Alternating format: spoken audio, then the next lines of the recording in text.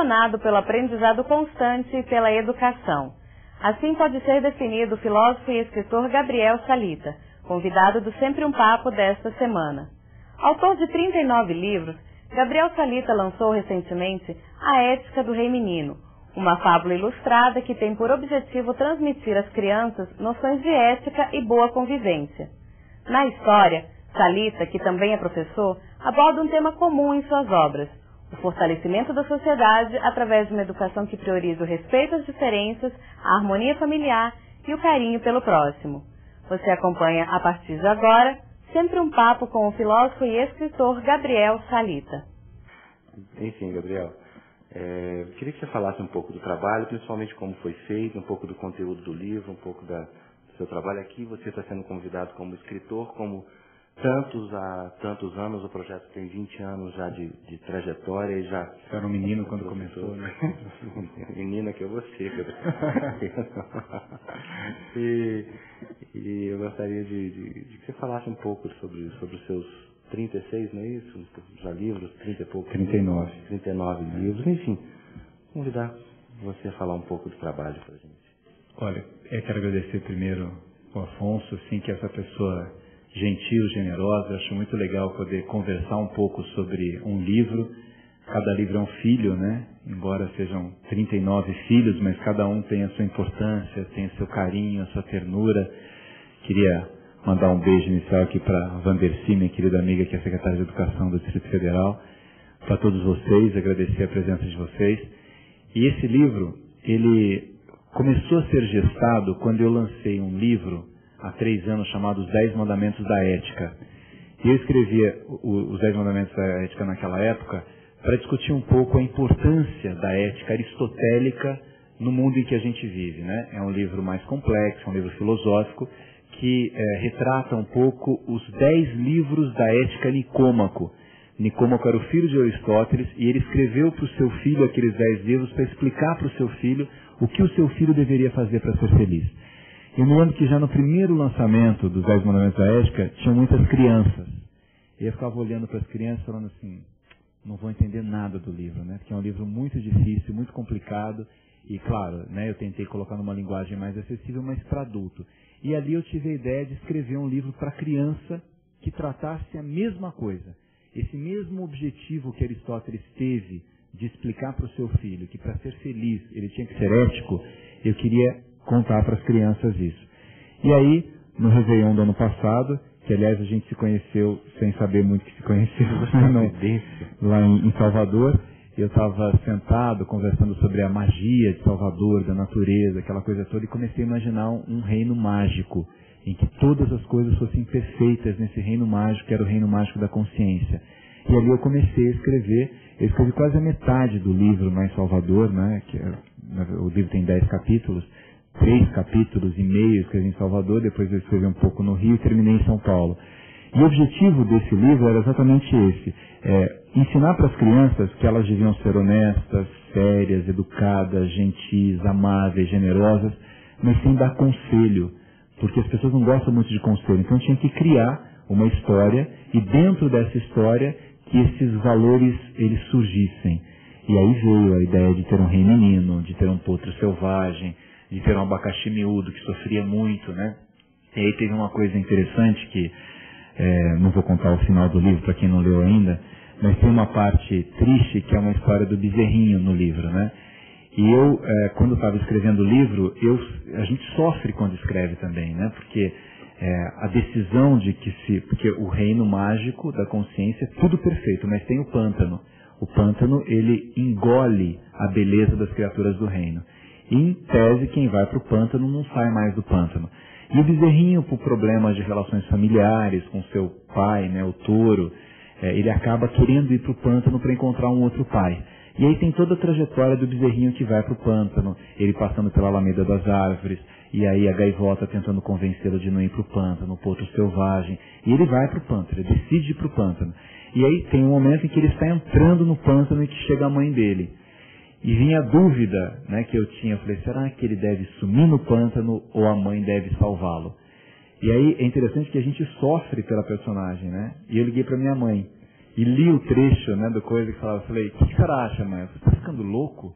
Como é que o bezerro pode morrer? O bezerro não pode morrer, né? Então, conselho de mãe para ajudar a salvar o bezerrinho lá, né? E foi muito legal. Eu me diverti muito. Na verdade, eu gosto muito de escrever. Eu tenho um prazer em escrever, né? Eu escrevo coisas que eu nem vou publicar, escrevo letras de músicas, poesias, escrevo livros para publicar. E eu gosto. E foi talvez o livro assim que foi mais leve de escrever, né? Não foi um livro que eu pesquisei nada. Foi assim, diferentemente até dos 10 Mandamentos da Ética, que eu consultei muitos autores de filosofia e tal. Esse foi um livro que nasceu, né? Ele surgiu naturalmente nessa perspectiva, fazer com que a criança se emocionasse, chorasse, risse, e que os adultos, né, os pais, pudessem ler essa história para os seus filhos e contar essa história para os seus filhos. Lilian. As respostas têm que ser mais curtas ou é desse tamanho? Falta só 5 horas e meia, mas nessa hora a gente bate palma, né?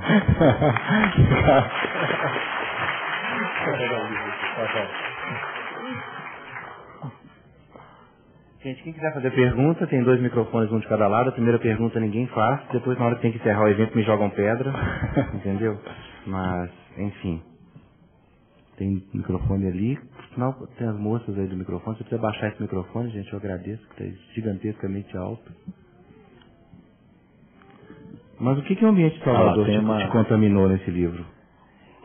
O ambiente de Salvador contaminou pelo seguinte, eu gosto muito de Salvador, né? Mas eu não posso ficar parado, né? Então, como eu fui convidado para passar a Réveillon lá, eu levei o notebook, né? Falei assim, vou conversar um pouco, já vou aproveitar para fazer alguma coisa, né? E aí essa coisa da natureza, eu acho que tem algo muito legal nessa questão da sensibilidade humana, que é ter olhos de ver, né? As pessoas, elas convivem em cenários paradisíacos, e todo o cenário é paradisíaco, né? O céu de Brasília, o sol de Brasília, o luar, né? É uma cidade que não tem a poluição que tem em São Paulo, que tem em outros lugares.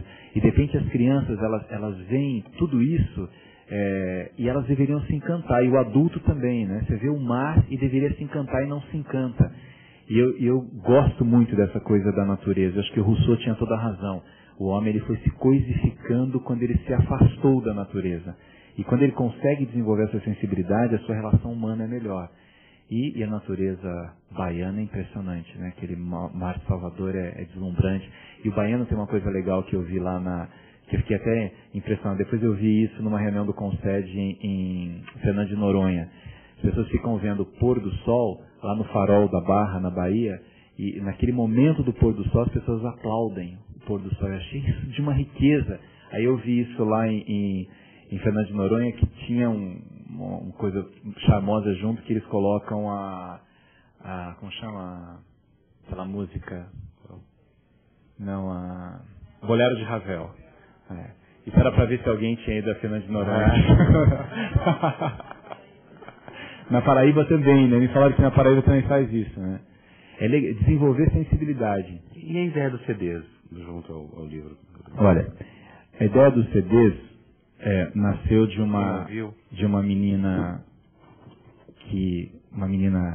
deficiente visual, e que ela falou para mim que adorou Pedagogia do Amor, que é um outro livro meu, e que a mãe lia para ela, né? Então ela ficava ouvindo o livro, a mãe lendo. Ela falou assim, pena que minha mãe lê muito mal, então às vezes eu perdia muitas coisas, né? E aí ali eu falei assim, poxa vida, por que eu não faço um livro com CD, né? Claro que dá para passar para Braille, hoje a Pedagogia do Amor está em Braille também, o Sedução de Discurso também está, mas ouvir a história dá uma emoção. E eu tinha naquele momento pensado principalmente nas pessoas com deficiência visual. Mas ficou uma coisa interessante, porque muitas crianças, elas ouvem a história e leem juntas, então isso aprende a ler corretamente, a desenvolver, e é gostoso, né? Eu estava num programa de rádio aqui agora, lá na Rádio Nacional, e aí a Heleninha colocou o começo da primeira história. E a trilha é tão bonita, né? O Guto Gassanella fez um trabalho tão bonito dessa trilha, que até eu fico ouvindo e fico emocionado de ver aquela trilha, como é que vai compondo os personagens. E ficou muito legal, eu gostei muito da... Eu passei muita vergonha, porque eu li primeiro para minhas filhas e depois eu coloquei o CD. Eu acho que tem uma, você falou para perguntar, tinha uma pessoa que lá perguntar. Ali, né? Que? Tem. Desculpe, boa noite. Como é que você chama? Meu nome é Janete. Tudo bem, Janete? Tudo bem. Gabriel, o ano passado, eu estava participando de um congresso de educação que você falou aqui em Brasília, lá na Asa Sul. E você falou alguma coisa assim sobre deixar a criança sonhar. E hoje eu como pai, como mãe, como educadora, a gente vê assim que as crianças estão ficando adulto muito rápido e que os pais também são responsáveis por isso. Eu queria que você falasse alguma coisa sobre isso, sobre esse amadurecer muito rápido das crianças hoje. Porque nós, pais mesmo, não deixamos as crianças serem crianças, né? E às vezes a gente, dentro da sala de aula, a gente gostaria tanto que eles, sabe, que eles fossem realmente crianças, porque esse tempo é tão curto, né? E tão maravilhoso. Queria que você falasse alguma coisa sobre isso. É uma palestra, né? Olha, educar, quem é pai, quem é mãe que está aqui, quem é educador, sabe como é difícil educar. Primeiro que não tem receita, né? A criança não vem com uma receita, assim, com indicação, contraindicação, né? Não vem com bula. E cada criança, aliás, eu falo que o artista, quando criou cada personagem, cada criatura do reino, fez diferente. Não tem duas crianças iguais. Os pais que têm filhos gêmeos sabem que os filhos são diferentes. Então, educar não é uma tarefa simples, ela é muito complexa, né? E há algumas coisas que os pais precisariam se preocupar no processo de educação dos filhos. Aí a gente volta lá para Aristóteles. Por exemplo, primeira coisa, que o filho fosse feliz. E essa não é a primeira coisa que o pai se preocupa. Me lembro quando eu dirigi a escola particular, que o pai chegava para matricular o filho na escola particular querendo saber o percentual de aprovação em faculdade do filho, e ele está colocando o filho na educação infantil ainda. O filho está com 3 anos e o pai está falando de vestibular para o filho, né? Então, cada momento da vida tem a sua etapa. E a criança precisa desenvolver autonomia. É essencial o desenvolvimento da autonomia. E ela consegue desenvolver autonomia brincando. Brincar é uma forma de ajudar a desenvolver autonomia. Ela brinca, a curiosidade fremente da criança. O pessoal acha assim, olha, mas com 3 anos é bom estudar inglês, estudar espanhol, é bom estudar tudo, porque memoriza mais facilmente. Tem que tomar cuidado e ter um meio termo disso. Porque a criança precisa brincar. E precisa brincar de coisas que ela construa a brincadeira. Que é a questão da leitura. A televisão é uma maravilha, a internet é uma maravilha, não dá para falar mal da nova tecnologia. Mas na televisão está tudo pronto. No livro não, ele vai imaginando. O contador de histórias, tem 2 exemplos de artistas geniais, escritores geniais, que tiveram pessoas contadoras de histórias. Uma é Goethe e a outra é Machado de Assis. A mãe do Goethe contava histórias para ele antes de dormir. E ela ficava contando história, ele ouvia as histórias, e ela, quando estava chegando no final da história, falava assim, amanhã eu digo o final. Não, mãe, conta. Não. O pai dormia, amanhã eu conto o final da história. Aí ele dormia, no dia seguinte ele acordava e no café da manhã já falava para a avó, minha mãe contou essa história assim, e eu acho que a história termina desse jeito. Ele pensava no final da história, de alguma maneira. E a mãe incentivava, né, que ele buscasse o final da história. E a avó contava para a mãe, e ela ia lá e terminava a história de acordo com aquilo que ele tinha imaginado. Aí ele achava o máximo, porque ele descobriu o final da história e tal. E assim foi nascendo Goethe. Machado de Assis é um outro exemplo, olha. Machado de Assis tinha tudo para dar errado na vida. A mãe dele morreu logo depois que ele nasceu. O pai casa com uma mulher, morre o pai. Ele é criado pela madrasta. Ele era gado, ele era epilético, ele era manco. Ele tinha todas as dificuldades que uma pessoa pode ter. Mas essa mulher, que era analfabeta, a madrasta do Machado de Assis, era uma contadora de histórias. E contava histórias dos negros, as histórias que ela ouvia, né? Histórias de escravos. Se pegar a primeira parte da obra de Machado de Assis, ela é toda de contos ligados à escravidão, porque é o que ele ouvia. E o fato de ir colocando histórias na cabeça daquela criança, a genialidade dele ia desenvolvendo. A história tem essa finalidade. Isso é desenvolver autonomia. Não é fazer com que a criança seja adulto mais cedo, né? Criança tem que ser criança, tem que brincar de criança, tem que ter uma relação natural com a sua infância. E o professor tem que olhar a criança não como uma tábula rasa, mas como alguém que já em criança tem história, que já tem algum tipo de trauma, que já tem sonho, que tem coisas para colaborar. Tem um exemplo clássico que o Piaget dava, não é nem meu, de que imagine uma criança que pinta um sapo de vermelho. Vai o professor dar uma bronca na criança e fala que sapo é verde e não vermelho, né? Mas entende por que a criança pintou de vermelho? Pode ser que o sapo esteja com catapora, pode ser que, enfim, o sapo esteja com raiva, esteja doente, está com febre alta, e ficou vermelho de uma hora para outra. Permita que essa criatividade surja, né? Eu acho que essa coisa da criança com agenda já, né? E faz aquele monte de curso um atrás do outro. Não é que não possa fazer. Acho que a gente precisa encontrar o caminho do meio termo. Tudo como meio termo é mais fácil de se desenvolver. E todo exagero acaba sendo prejudicial.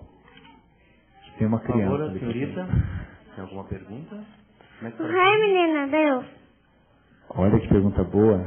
Como é que é? Qual a pergunta? O rei menino é Deus? Como é que você chama? Maria Luísa. Muito obrigado. Maria Luísa. Você acha que é Deus ou não? Não sei. E agora? Responde.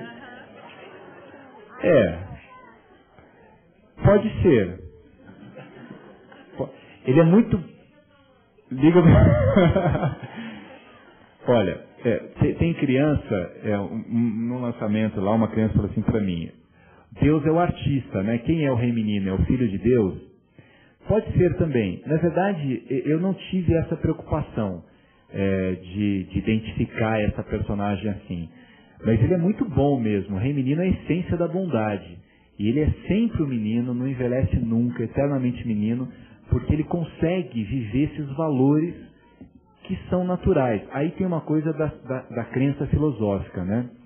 Esse livro, quando a criança lê, ela vê as histórias, assim, né? Os pais, talvez ao lerem os livros, consigam identificar os filósofos no livro, né? Então tem muitos filósofos no meio das histórias ali. Então eu tive uma preocupação assim no livro, primeiro de passar valores filosóficos que eu acredito. Eu acredito que o ser humano é bom em essência. Então por isso que o reino mágico é bom. Todo mundo é bom. Porque o ser humano é bom em essência. Mesmo as pessoas que erram, que vão para o pântano por causa do vento que chega, surge. Na verdade eu acho que é uma falta de conhecimento da pessoa dela mesma. É a ignorância que leva a fazer a maldade, não a opção, né? Mas eu acho, viu, que pode ser Deus. Acho que é uma boa ideia. O senhor, como é que você chama? Daniel. Boa noite. Qual a sua pergunta, Daniel? O que é o pântano? O que é o pântano? Vejam que as perguntas de criança são mais difíceis que de adulto, né? O que é o pântano? Essa é a pergunta. O que é o pântano? Olha, o reino é bonito, não é? Tudo é bonito no reino. A margarida é bonita, os girassóis são bonitos, a velha contadora de histórias é bonita, a figueira é bonita. Agora, de repente, para que tudo isso fosse bonito, quando o artista criou tudo isso, ele resolveu criar algum lugar ou deixar de criar alguma coisa, até para que as pessoas vissem que elas eram realmente bonitas, que elas tivessem um elemento de comparação, né? De repente, assim, você olha e tudo é tão bonito e você olha do outro lado e não vê nada, para valorizar esse outro lado bonito. Então o pântano é aquilo que faz com que as pessoas não consigam se olhar. O pântano seria quase que o escuro do espelho. Você pode se olhar no espelho o tempo todo e ver o quão bonito você é. De repente cai assim alguma coisa sobre o espelho e você não vê mais o espelho. É o pântano que surge. Então você não consegue se ver. E a gente precisa se ver. Eu acho que uma das coisas mais bonitas que a gente pode fazer com os nossos filhos é ajudar os nossos filhos, os nossos alunos a sonharem. E a criança sonha desde pequena, né? Sonha com coisas. Eu, quando era criança, sonhava em ser Ayrton Rodrigues. Lembra do Ayrton Rodrigues? Quando perguntava assim pra mim, o que você vai ser quando crescer? Aí eu falava assim, Ayrton Rodrigues. Aí minha mãe falava, isso não é profissão. Tinha 5 anos, Ayrton Rodrigues não é profissão. E eu queria ser Ayrton Rodrigues, né? E a criança sonha com coisas, sonha com pessoas. E é legal a gente deixar sonhar, né? O jovem precisa sonhar também. E o pântano é essa morte do sonho. É isso mesmo que você entendeu do pântano ou não? Não exatamente. Não exatamente.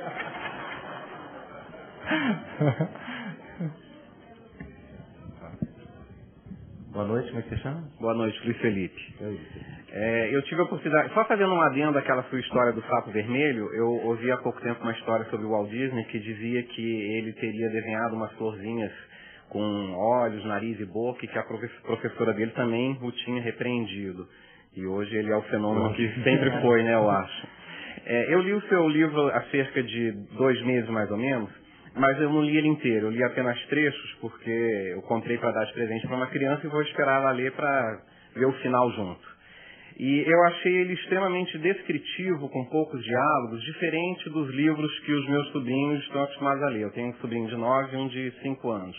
Eu queria saber, antes de mais nada, para que faixa etária que você escreveu o livro, e segundo, se você recebe feedback das crianças, não de adultos, e não dúvidas como está acontecendo aqui, mas se você recebe realmente um feedback após as crianças terem lido o livro, se elas te colocam alguma situação.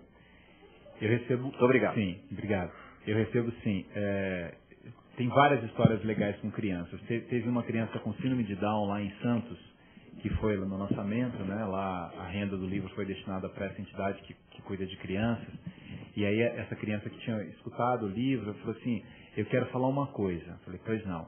Eu gostei muito da vaca. Eu falei, que bom, né? Ela teve muito amor. Mas eu não gostei da mãe do periquito azul. Eu falei, por quê? Porque mãe não pode bater. Não pode bater, eu não gostei. Eu falei, não gostei. E não gostei da música do Pântano porque eu chorei. Eu achei legal isso, assim, aí, engraçado que uma outra menina falou que chorou na música do Pântano também, que dá medo a música do Pântano, né? É muito interessante, assim, ver a questão da criança. E eu lembro que quando eu estava com o livro pronto e não publicado ainda, não era bezerro, era criança. O único momento que aparecia criança era na história do Pântano no final. E aí eu li para uma criança de 5 anos, uma de 7, uma de 9 anos, e esse 5 chorava muito com a história da criança entrando no pântano. Eu falei, não pode colocar a criança, vai ficar muito forte isso. Eu tentei pegar um pouco essa linguagem e achei bonito aquela criança de 5 anos que eu achei que não tivesse entendendo a história, que ela andava de um lado, do outro, mas quando foi entrando no pântano e entrava a criança, ela olhou de um jeito assim, né, quer dizer, será que essa criança vai entrar ou não? Eu falei, não, vou colocar bezerrinho aqui também, não vou colocar criança no meio. Quando eu escrevi o livro, eu pensei numa faixa etária 7, 11 anos, 7, 12 anos tal, né?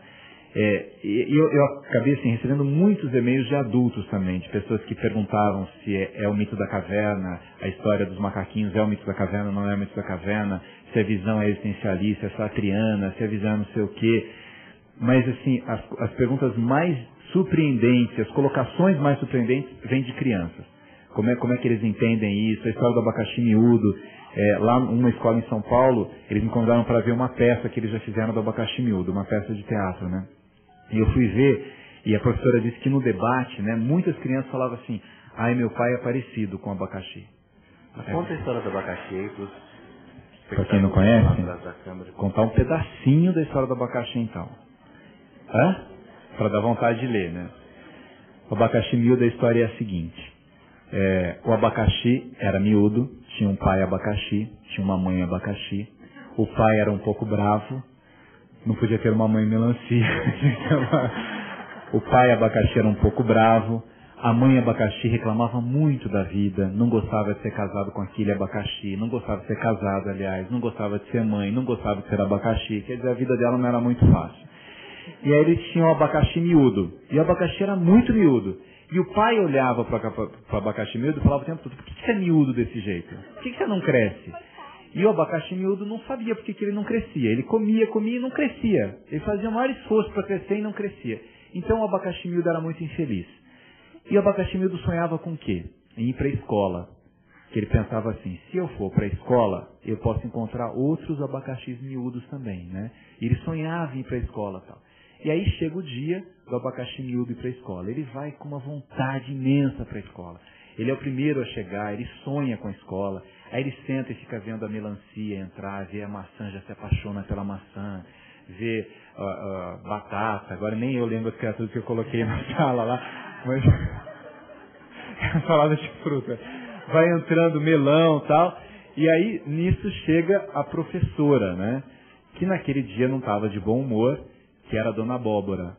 A professora entra, e aí ela está um pouco brava tal, e ela já chega avisando que ela não admitia conversas, que ninguém ia ao banheiro, porque criatura que não tem controle fisiológico não vai ser uma boa criatura, não pode ir ao banheiro, e começa numa relação assim super... E o abacaxi miúdo mesmo assim está adorando a professora, está olhando lá para a Abóbora encantado, assim, porque tudo é novo para ele.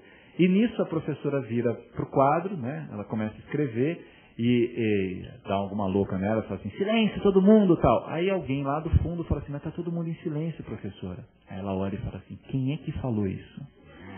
Quem é que falou isso? E aí ninguém se manifesta, ela vira para quem? Só pode ser você. Aliás, por que você é miúdo desse jeito, né?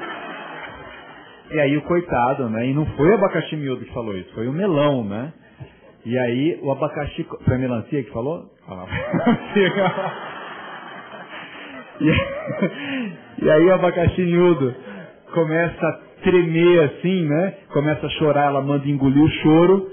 Nisso o abacaxi cai da cadeira, leva um tombo. Aí ela fala assim, mas você acordou para me tirar do sério. Você acordou para me irritar hoje, né? E o coitado não tinha culpa de nada. E nisso ela manda o abacaxi para casa, né? Expulsa o abacaxi, fala assim, você só volta aqui amanhã com o pai abacaxi.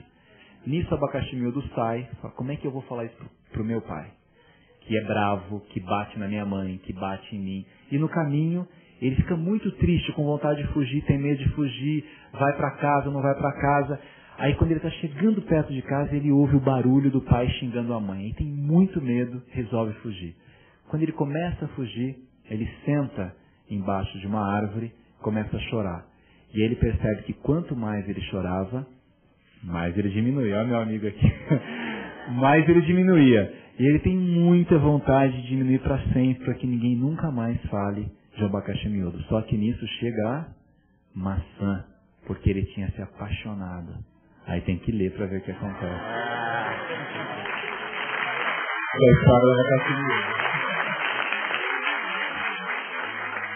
Boa noite, Gabriel. Boa noite. É de por vez fazer uma pergunta fácil. É só uma curiosidade minha, que eu sempre li teus livros, e todas as vezes eu leio sempre na orelha do livro 2 mestrados, 2 doutorados, secretário da Cultura, programa ao vivo, leciona, advoga, e enfim, a pergunta, você dorme? Por uma tarde?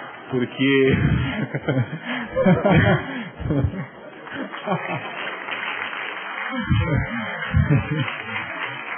Eu gosto muito de ler e também gosto muito de escrever, né? E eu queria saber qual a receita. Quer dizer, toma alguma coisa, dorme, tem um clone, coisa parecida.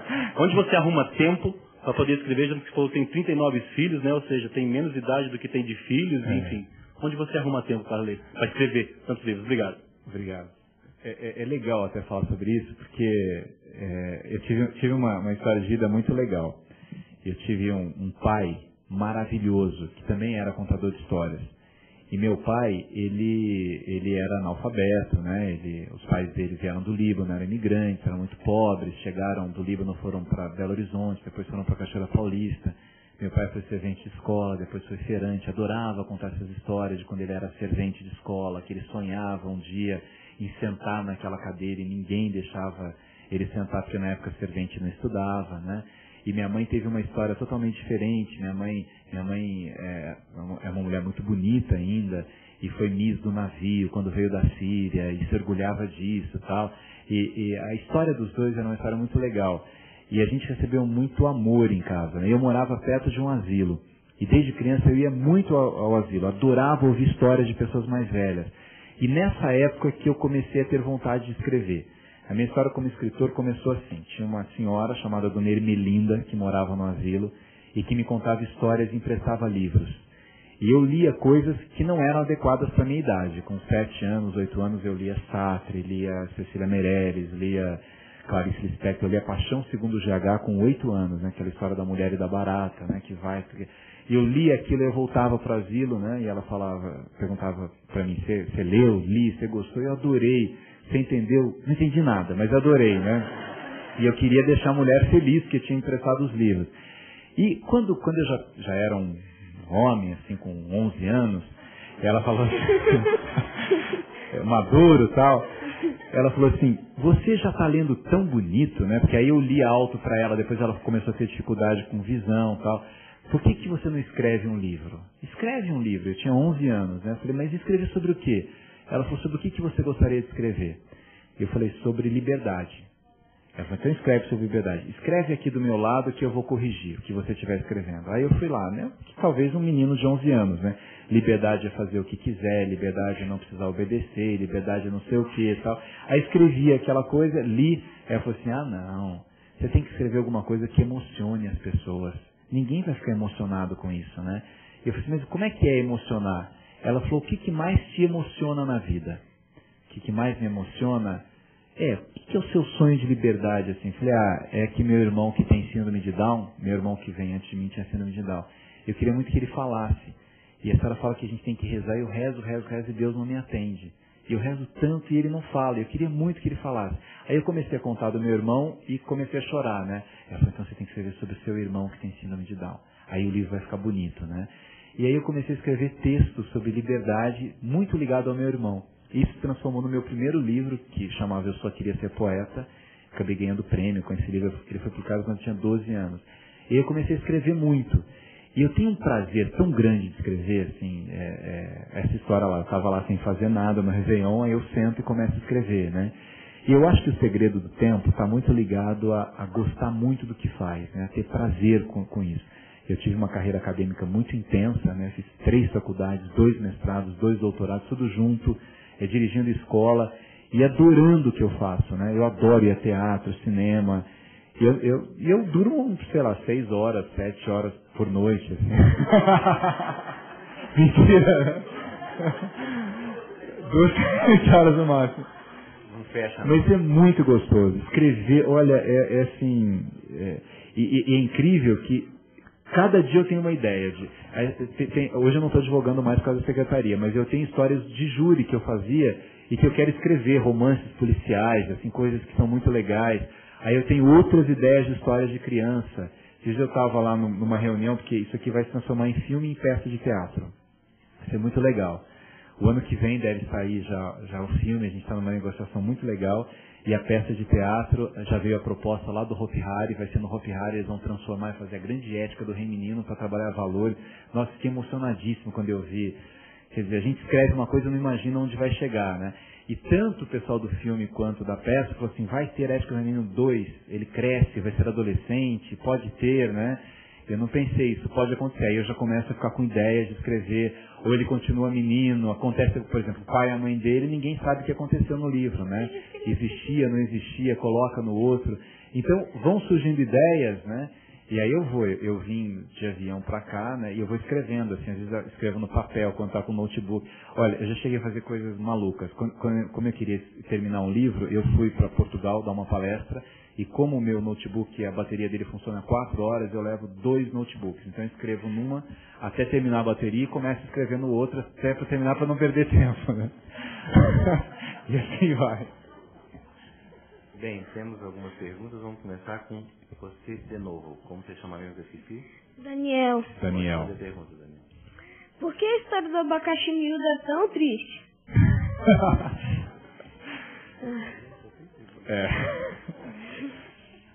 Por que a história do abacaxi miúdo é tão triste? Olha, Daniel, tudo tem uma coisa. Eu acho que todo escritor, ele escreve alguma coisa que ele viveu, ou que ele sonha, ou que ele... E assim, eu tive professores muito legais, mas eu tive professores que me fizeram sofrer muito. Quando eu era criança, eu me lembro de um professor que eu sonhava em cantar no coral. E aí eu fui cantar no coral, eu sonhava, assim, queria muito ser cantor também, queria ser Ayrton Rodrigues, ser cantor. E aí eu fui cantar. E eu me lembro, assim, no coral, aquele monte de gente, tal, os alunos, ele chegou e falou assim para o meu professor, sua voz é muito feia. E o pior não é que ela é feia, é que você canta alto. Se você cantasse com essa voz feia e baixo, ninguém ouviria, não teria problema. Não dá para você cantar no coral. E eu tinha falado em casa que ia cantar no coral para o meu pai, para minha mãe, para os meus irmãos e tal. E eu não tinha como chegar em casa e falar que eu não podia cantar. E era assim, eu sofria com aquilo, né? Tinha trauma daquilo. Depois eu tive um outro professor que falou que eu não sabia ler também. Era coisa do jogral, e eu queria participar do jogral do fim de ano, né? Ele falou, não, você lê muito mal. E aquilo também eu tinha falado, porque eu sempre fui falador desde criança. Então eu já chegava em casa e falava, mãe, eu vou falar no jogral da escola, tal. E como é que eu ia falar para minha mãe que eu não ia falar no jogral? O que eu digo assim, tem um verso do Carlos Drummond de Andrade que eu acho assim básico para a educação. Ele diz assim, olha, cuidado por onde andas, que é sobre meus sonhos que caminhas, né? O professor não sabe o mal que ele pode causar no aluno e o bem que ele pode causar. Então, eu sofri muito com esses dois professores e com outro professor também, que eu tive que, no meio de um jogral, assim, também, quando um aluno cala a boca, eu pensei que fosse para mim, eu não conseguia continuar, eu gaguejava, ele, não gagueja, não gagueja. Eu gaguejava, fiquei um tempão gago com aquilo. Então eu quis... Hã? Parecido com esse...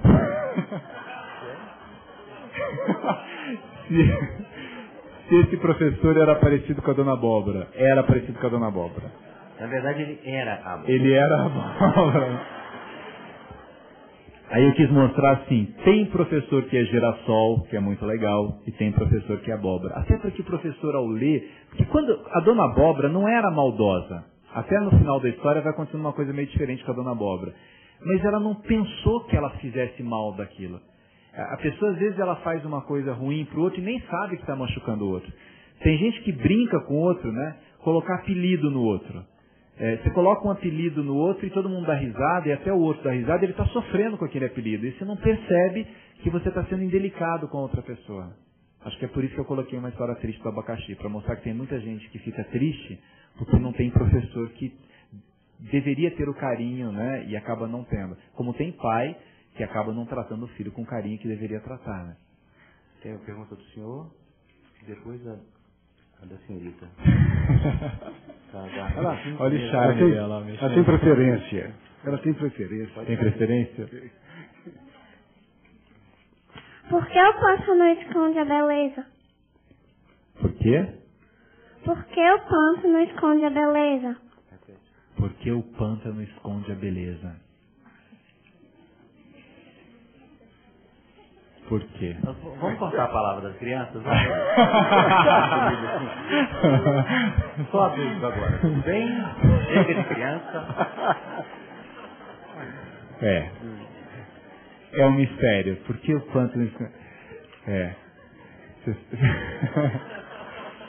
Vocês adultos podem levantar para ele. Esse negócio não vai terminar hoje. Você sabe que um dia, meu sobrinho, quando ele era bem menor, agora ele falou assim para mim, tio, se você fala que todo mundo é bom e que Deus é bom, por que ele inventou o mal então, se todo mundo é bom? Deus não inventou o mal. Então quem é que inventou? O homem que inventou o mal? Olha, coisa de criança, né? Não é bem um homem que não é bem um homem que inventou o mal. Eu falei, se o homem inventou o mal, Deus não inventou tudo, né? O homem inventou alguma coisa. Essa questão... E vai indo, né? Essa questão do pântano, na verdade, ela tem uma simbologia até da justificativa por que existem coisas erradas, né?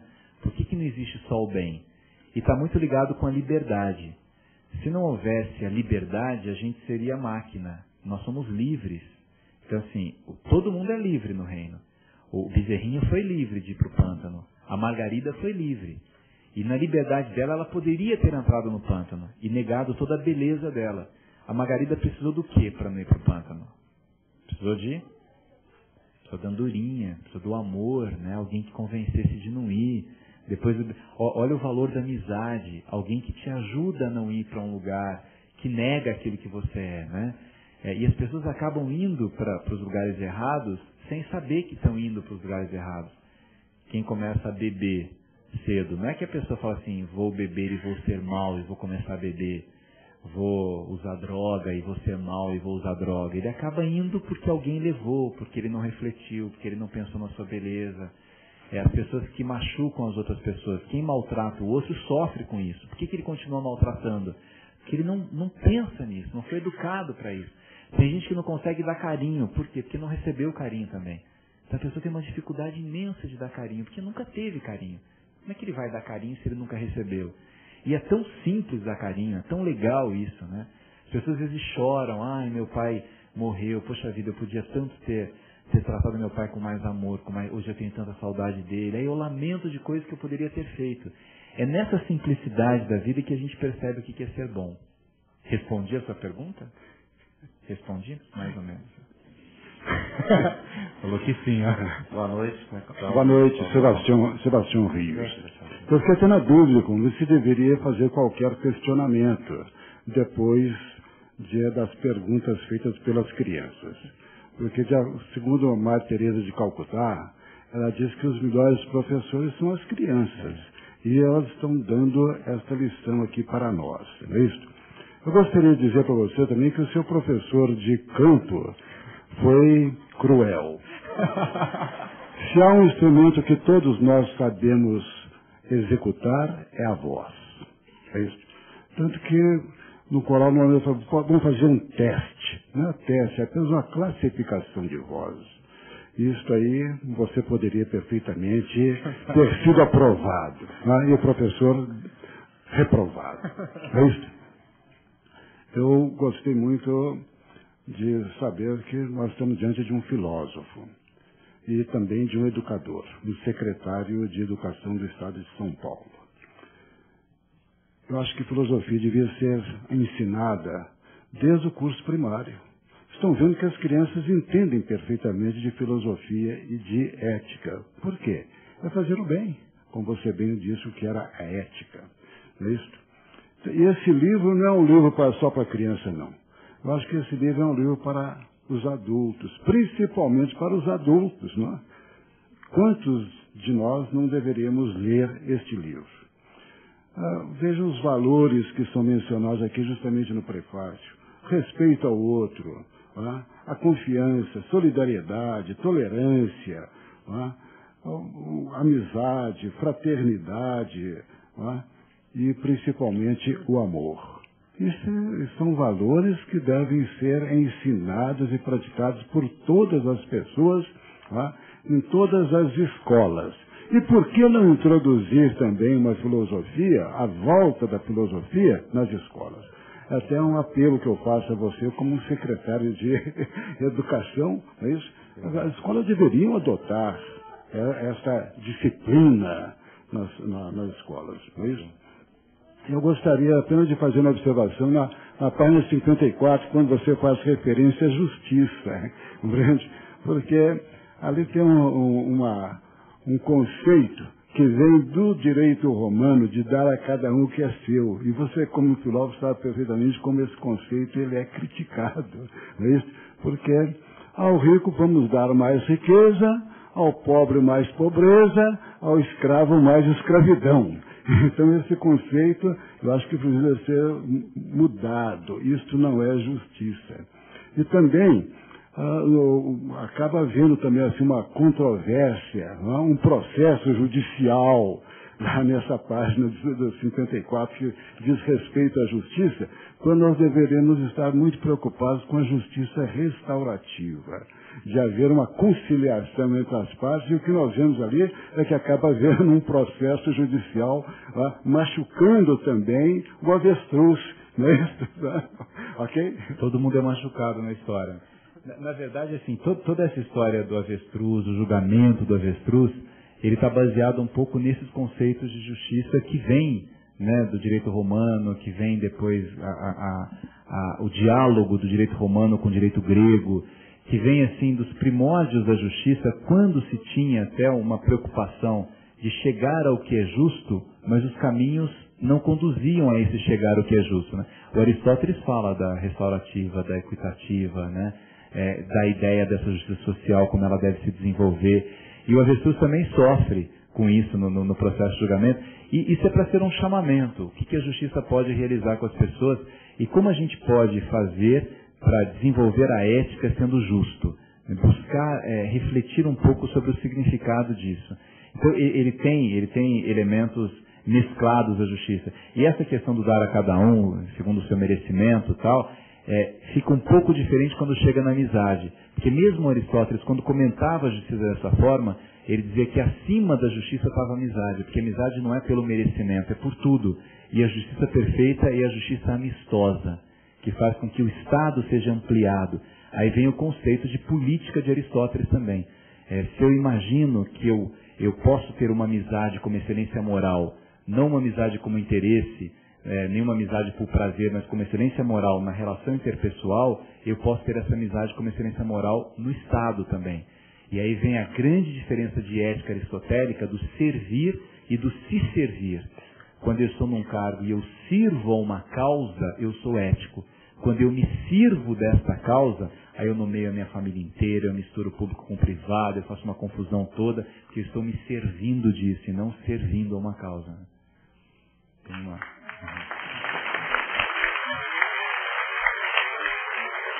Gabriel, meu nome é Gil Guerra, prazer conhecer você. Obrigado. Prazer estar aqui com todos. E a minha pergunta vem exatamente calhando no que você acabou de falar, né? Onde você falou aí sobre essa política, essa ética aristotélica. Você é uma pessoa jovem, que tem muita coisa, produziu bastante já e continua produzindo numa velocidade impressionante, né? E a gente vive no Brasil hoje uma crise ética muito, muito forte. Acho que isso daí todo mundo concorda comigo, né? E não é de hoje, né? Mas parece que a coisa está cada vez pior.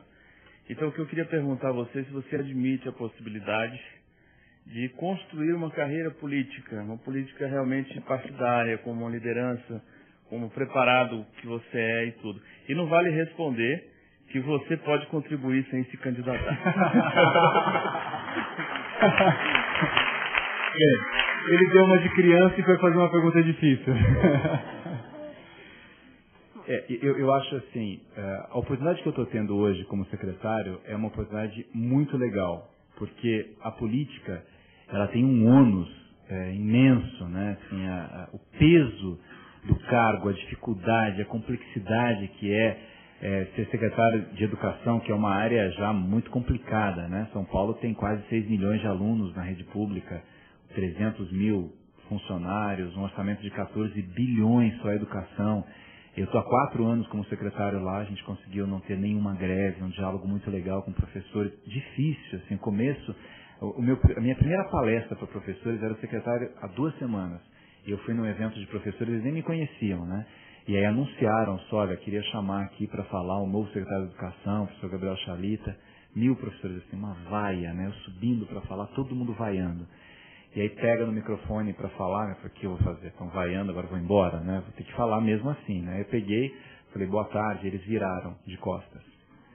Imagina como é que era complicado, né? Quer dizer, quem acompanhou um pouco a política de São Paulo lembra quando o Mário Covas levou pedrada na porta de secretaria. É uma relação muito difícil mesmo, não é simples isso. E a gente conseguiu mudar isso. Mesmo nessa primeira fala, eu lembro que eu comecei a falar, eles de costas, né? Falei assim, é um prazer estar com vocês, como se eu estivesse olhando. Eu coloquei na minha cabeça assim, não vou ficar com raiva deles, porque raiva emburrece. Eu não vou ficar com raiva deles, eles não têm raiva de mim, nem me conhecem, por que eu vou ficar com raiva deles? E aí comecei a falar e contar uma história que aconteceu, que eu conto num outro livro meu, História de Professores, que eu fui a uma escola e uma servente veio conversar comigo. E eu contei a história da servente, a educação da servente, que não tinha grau universitário. Eu acho que isso foi pegando, assim, eles foram virando, meio constrangidos, olharam. Aí eu falei assim, olha, a gente está se conhecendo agora. Eu espero que a gente venha a gostar um do outro, que eu gosto de vocês gostem de mim.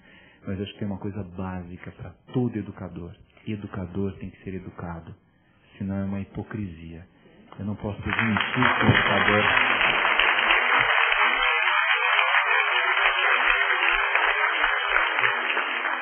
E aí começou uma relação, e hoje é bem diferente, assim, a gente tem um carinho grande, tem uma relação legal, eu falo uma boa para 10 mil professores sem ser vaiado, não tem esse problema, né? E a gente foi construindo essa relação. Então, assim, eu gosto muito disso que eu faço. Se eu colocasse como sonho da minha vida ser político, não é esse o sonho da minha vida. Eu não sonho com isso, eu não sonho em me candidatar. Eu acho que há muita gente legal, mas não é o sonho da minha vida. O sonho da minha vida é escrever. Assim, eu adoro ser secretário, mas também não é o sonho da minha vida. Eu acho que eu estou prestando um serviço, que é o momento que eu estou vivendo, mas eu tenho ideias o tempo todo do que escrever mais. Eu sonho em continuar sendo professor. Eu dou aula ainda na PUC e no Mackenzie, em 2 universidades, né? Adoro ser professor, né? Cada momento você vai descobrindo uma faceta. O próximo livro é Como Administrar o Tempo. Mas não é o meu sonho, não. De verdade, assim, estou falando, muita gente me fala, você tem que se candidatar nas próximas vezes, a gente precisa... Nem digo que eu nunca vá me candidatar, mas não é o meu sonho. Não é o sonho, assim. Meu sonho está muito ligado à educação, a livros, ao programa que eu tenho de televisão, a cantar. Aquele professor me traumatizou, mas hoje eu canto e eu gosto muito de cantar, né? Boa noite, como é que você chama? Vitor. Vitor. Então, eu queria saber, assim, por que na história do abacaxi miúdo, você representou aquele professor rabugento pela abóbora? A abóbora te marcou negativamente? A abóbora é tão gostosa, né? E agora? Não sei. A abóbora é super... Boa pergunta. E a abóbora... Minha mãe fazia muito... Deve ter alguma coisa mesmo, né? Minha mãe fazia muito abóbora e eu acho que eu não gostava. Hoje eu gosto de abóbora, mas eu não gostava de abóbora. Deve ter alguma coisa de... Não sei o que seja abóbora. Né? A gente está falando muito abobrinha, tá falando abobrinha, né? Consciente. Depois tem a diretora berinjela, né? E engraçado que o girassol tá ligado a... Quando eu fui orador da minha turma na 8ª série, o meu discurso falava que eu gostaria de ser como um heliotrópio, que se volta para o sol inexoravelmente, né? Assim, 8ª série falando isso, mas eu aprendi a palavra heliotrópio, que é girassol, com a dona Ermelinda, no asilo, né? Então eu ia lá, aliás, o meu professor de português, da 6ª série, ele corrigia para falar, essa palavra não existe, eu colocava assim, existia, que é a dona Ermelinda que usava, né? Quando eu aprendi a palavra baldeação, você sabe o que é baldeação? Uma palavra antiga, baldeação. Aí eu aprendi com a dona Ermelinda baldeação. Ela falava que morava em São Paulo, pegava um trem, fazia baldeação não sei onde e tal. A gente fala muito de avião até hoje. Baldeação, mas meio em desuso, criança não fala muito baldeação, né? E aí minha mãe falando assim, você vai, Gabriel? Eu falei assim, eu vou à cozinha, mas vou fazer uma baldeação no banheiro primeiro. Então isso ia se incorporando, né? Respondi da abóbora mais ou menos, né? Respondi. Boa noite, como é que você chama? Meu nome é Antônio Leiva, eu moro em Brasília há 18 anos, mas sou paulista como você.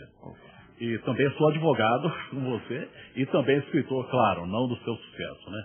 E fico feliz de ver que existem jovens do valor que você está demonstrando aqui. Então o Brasil tem futuro e leva jeito sim. Obrigado. Mas o que eu queria falar realmente é que quando eu morava lá em São Paulo, nasceu meu primeiro filho, que hoje tem 30 anos e é médico, né? Aí eu levei a preocupação a um professor amigo lá da USP, professor da USP. Falei, o que eu vou ensinar para esse menino e agora está nascendo bebê? Ele falou, preocupe-se em aprender com ele, não ensinar, você tem mais é que aprender. Aí a pergunta dessa loirinha me relembrou isso aí, de uma profundidade imensa, né? Por que o lago lá sujo está escondendo a beleza? Então a pergunta dela realmente confirma tudo isso, né? Mas de repente a água desse lago vai evaporar e vai se purificar também. Eu queria sua opinião. Obrigado. Olha, eu vou aproveitar essa colocação dele e falar uma coisa que eu acho importante na relação educacional, que é entrar um pouco no universo, né? O educador é melhor educador se ele permite aprender com a criança, com o adolescente. O meu livro, que foi anterior a esse, chama Educar em Oração. E o livro nasceu da seguinte forma. Eu estava lá no meu apartamento e aí uma vizinha minha que mora no andar embaixo ligou para mim e falou assim, Chalita, você precisa me ajudar porque meu filho está falando que vai se matar. E ele vai se matar. Ele comprou remédio, ele está desesperado, tal. Meu filho tem 18 anos e vai se matar. E eu falei, bem, então, meu Deus. Falei, traz o seu filho aqui, vamos conversar com ele. Tal. Aí chega, o menino ia se matar porque a namorada brigou com ele. E aí chega a mãe e o menino, né? E o menino assim com uma cara, né? Aquela coisa, eu não sei o que eu tô fazendo aqui, né? Que saco, mãe, que coisa, enchendo o saco do outro, eu vou me matar, cada um tem o seu destino, né? E aí a mãe dele falando assim, não, e a culpada é a vagabunda da namorada dele. Ela não é vagabunda, mãe, assim, tudo errado, quer dizer, a mãe querendo ajudar e num universo tudo errado, né? Aí eu olhando assim pra ele, né? Eu falei assim, e você vai se matar hoje?